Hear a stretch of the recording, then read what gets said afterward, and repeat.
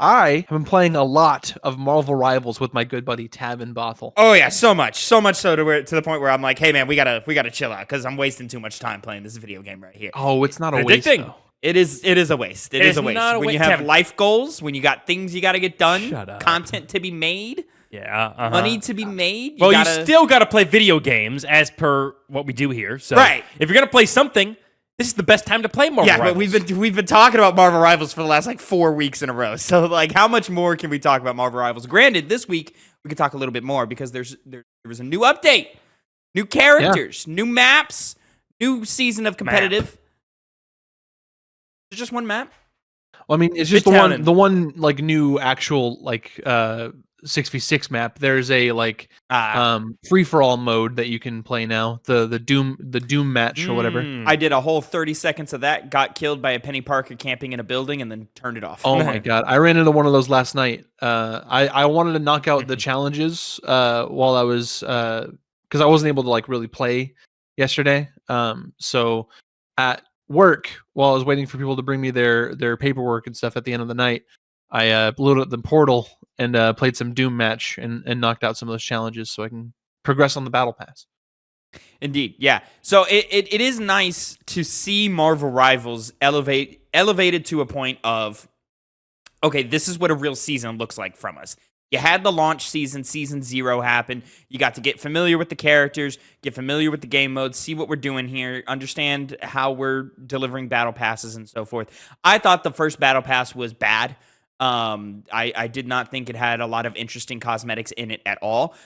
So now, season 1, this first real battle pass, this is a good battle pass. It has a lot of cool skins in it, a lot of skins I want, even for characters I don't particularly care for or play as. I want the skins for them. And so that's really exciting. A lot of great cosmetics alongside with that. And, of course, we got to talk the new characters. Invisible Woman, Mr. Fantastic, they're great. I like Invisible Woman a lot. She's probably my now 1B in terms of mains between Penny Parker and Invisible Woman. I'm playing one of those two for sure. And Mr. Fantastic, I think is cool. I think he needs a couple of tweaks to really turn him into a great character. I think he's a good character right now. I think he's good, not great right now. Most importantly, I think his ult needs a huge damage boost. That thing, I don't think his ult is effective.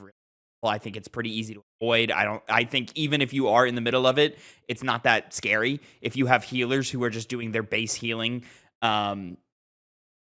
with minimal effort, they can out heal his ult. And yeah, so it's just not a very impressive thing there. But I do like his abilities. I do think he does enough damage. When he deals out enough damage, he gets big and kind of becomes a bit of a tank type character for a little bit. And there he's doing massive damage, and he's a big threat in those moments, which is great. I think his repel ability is useful, but it won't take long for players to be able to recognize when he's doing it because it's a clear animation. So it won't take long for characters for players to realize, oh, that's what that is. Okay, I'm just not going to shoot him for a second and then get back to him when he gets back to being small. But I think my biggest gripe with him, he needs some way to get up and around the map a little faster. I don't know if he needs a double jump or a way to just grapple up, reach up, grapple up, and grab ledges and pull himself up. Because right now he just feels so limited in mobility. And for a character who can stretch his limbs and get real big or real small wherever he needs to be, he should probably be able to grapple some ledges. You know what I mean? It would be nice. It would be nice to have a little stretch grab. Yeah, but he does seem to kind of. That would be nice, but at the same time, he seems to fulfill the role of a DPS that is more front and center rather than trying to get around people. He's quite frontline. Yeah, he blocks very, very well. He has a lot of resilience in melee combat and in close quarters combat. So, Phil, I played him I think after you left, and I was liking him a lot as well. And I know you did as well. You did too. I've really worked him into my rotation. My big three right now are Winter Soldier, Star-Lord, and Mr. Fantastic. Little DPS guy. Well, this guy. He always rolls insta-lock and DPS. Every time. He never plays any type of support. No. You're wrong. God forbid he pick up a tank character once in a while and actually be on the front line pushing the objective or something. Well, I mean, you're just speaking falsehoods. You're spreading misinformation. Who else do you play? I don't know who you're talking about. I only ever see him play Winter Soldier because he thinks he's some great Winter Soldier character. I play Thor on Guardian. You know, when I'm playing a Guardian, yeah, I play Thor. When he plays on one map, he'll play Thor. It's got to be on this one specific map. No. The only character that I have a one specific map thing is if we're on the Spider-Man like push the cart map. Yeah. I'll play Moon Knight. Oh yeah, another DPS. That is something. While we're on the topic of Moon Knight, a wave of nerfs and buffs happened with this new update. I don't think they needed the buffs. I think except for maybe Storm, and I think they've made her too strong now. Really? Yeah, it's a tricky balance with all of these things. I think all of the buffs that have happened are in reaction to players' first few weeks with the game. And I think that was a mistake because as the weeks went on and players started actually understanding the characters, their personal roles and how they play, it sort of kind of balanced itself out. All the like problems people had of like, oh, Iron Fist is too strong, Hela's too strong, all of this, and then like Wolverine is useless. I was seeing a lot on Twitter. Storm, of course, I think was legitimately useless. The only one who needed a buff. And then, there was just a lot of complaints about a lot of characters. I feel like they could have gotten away with just nerfing a few characters and just kind of balancing that out because players were smart enough to start figuring out how to use these different characters the way that they're intended to be used. So now they've gone through and buffed all these characters like Moon Knight, like Captain America, like Wolverine, and you didn't need to. I think now all three of those that I just named and a couple of others that I can't think of off the top of my head are now too strong. And it would have just give the players time to react to what you're doing. I don't think we needed buffs like that. But there were some nerfs that needed to be had, and those are had, and I think they're effective. I think we'll be getting a lot of different changes to the game as it goes on. Yeah, it'll be fluid as these games usually are. I hope so, but I mean, it's a tricky thing. How do you balance when you push an update and the player base goes, "Whoa, way too much"? How do you then do you then go, okay, well, wait, get used to it, figure it out, build new strategies, or do you go, you're right, let's tweak that down, find a middle ground right away? To be fair, the only buff to Moon Knight was on his ult. That was it. He's definitely doing more damage than he was. No, it's literally only on his ult. It's just his ult is wider, and there's like 2 more hands that come down.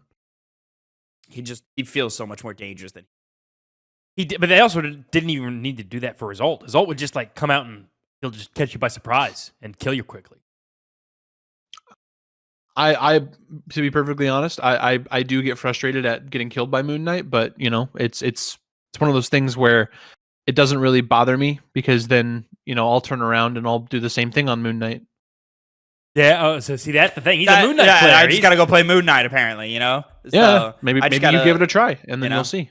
Wait, I would, Phil, but you're so stuck on Instalock and DPS, and you only ever play Winter Soldier. You also didn't let me finish. I also play support. I play Invisible Woman. I play Loki. I do the thing. I play Luna Snow. Luna Snow, yeah. They did nerf her. I think that was needed. Made her song a little shorter. Made it a little harder to get that ult. I think that was needed. But she's still one of the. She's probably still the strongest healer in the game. Crazy. Pop. Da da da. But yeah, that's a good time. Let's talk Invisible Woman. I love her. I think she's great. She doesn't deal out a lot of damage, but I think that's fine. I think she is a great team player. I think she's one of the strongest healers in the game. She's probably second strongest right now underneath Luna Snow. Arguably, maybe just tied with Cloak and Dagger. But what I've been calling her off mic is the Great Enabler. In that she has this like push and pull ability to where like if an enemy is running away trying to save themselves from being killed, you can very quickly just pull them back in, allow your tanks, allow your DPS to get those final couple of kills, those detrimental kills off, or push people off of ledges. I'm seeing plays online. Phil sent me a TikTok. I saw a play online of them using it to where she can push people through Doctor Strange portals to get launched off the map and so forth. That will never happen. But, if you are, teamed up with someone who does play both those characters, it could potentially happen. I saw a mix-up on that play where instead of throwing them off the map, they were on that same map, but they pushed them to like the end of the push the cart, so they had to walk back for like a full minute. Ooh, That's smart. That's cool. That might actually cost them more time than killing them right away. That's an interesting strategy. These players, man, they're creative. I like that she can like jump away, turn invisible, self-heal for a little bit, chill out, or like throwing out the shields, throwing out the heals all the time. Her ult, I think, is one of the strongest ults in the game. That one probably could get.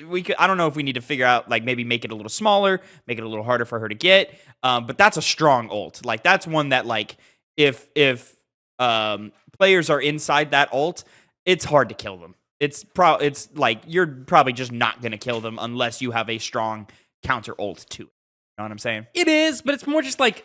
It's a good. I don't think it's too overpowered at all. I mean, it's good for controlling point, because that just pushes them off. But at the end of the day, the benefit only lasts as long as you're inside there. So the enemy team, all they have to do is back off. It's a back off tool.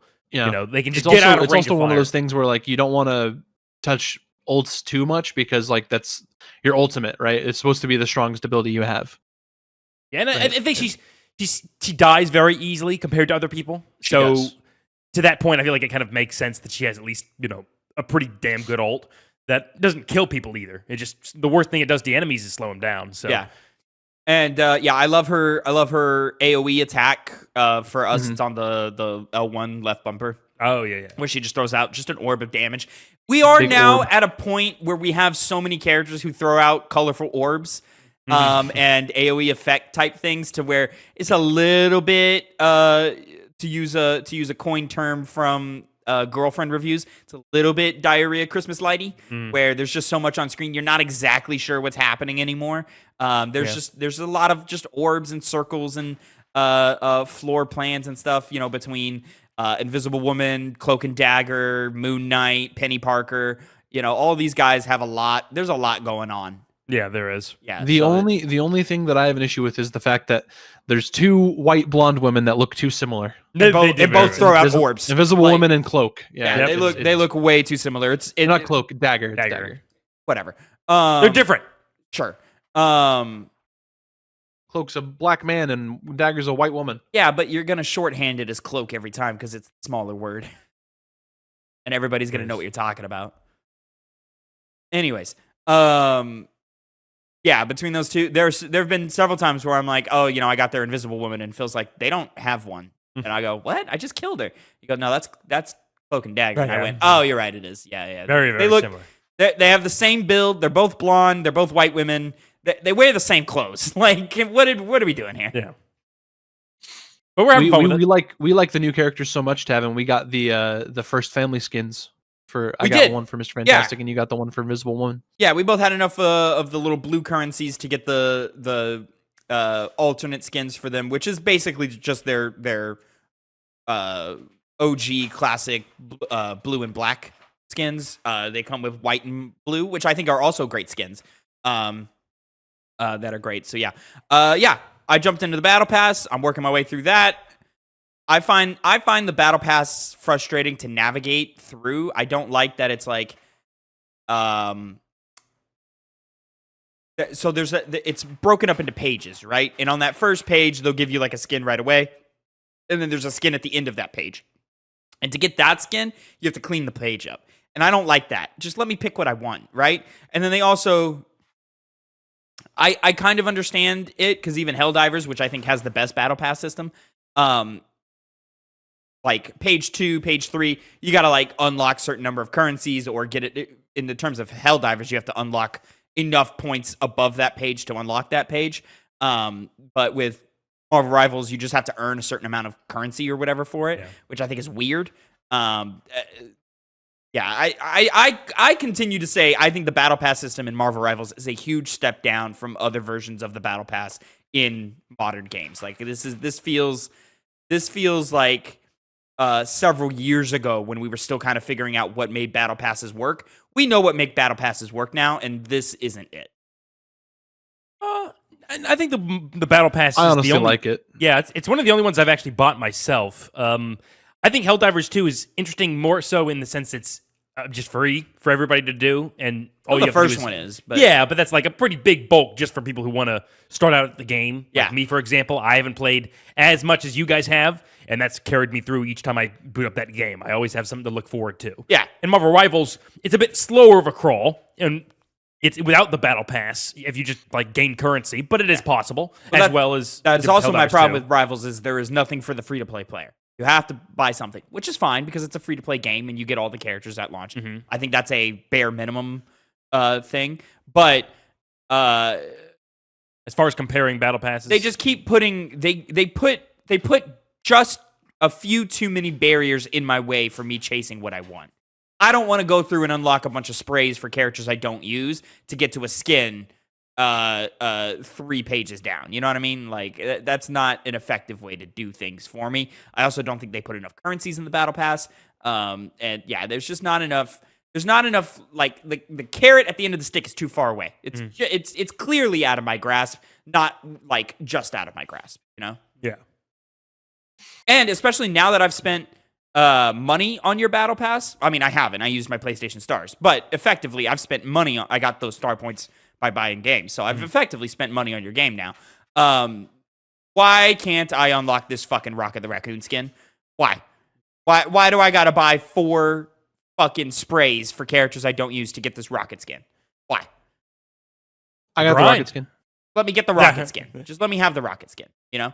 But It's a really good skin. But I like the way they're doing their challenges, their event challenges. I like the style of it with it's all like newspapery, like headlines and so forth, and a new one unlocks each day. And you can just go jump in and knock out those unlocks whenever or knock out those challenges whenever you want. That's all great. I love that there's alternate means to get to it. It's like, hey, do this or do this and you'll get this reward. You know? And a lot of the challenges are wide variety of like modes. So like if it's something in their default mode, like a quick play or competitive, you can get it off of quick play, competitive, or versus AI. I appreciate that they've widened that up, and it's like as long as you're playing the game, you have a chance at ticking off these boxes. Good stuff. I like this update.